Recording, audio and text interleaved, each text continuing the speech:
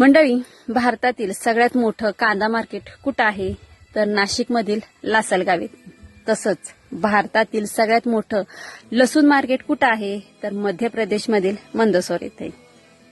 इतर राज्यातील बरेच शेतकरी आपला लसूण विकण्यासाठी मध्य प्रदेशमधील मंदसौर या मंडईत येतात.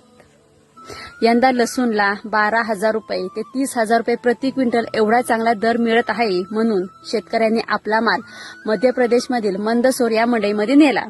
त्यावेळी शुक्रवारी जो तिथं पाऊस झाला, त्या पावसात अक्षरशः शेतकऱ्यांनी पिकवलेला माल हा वाहून गेला.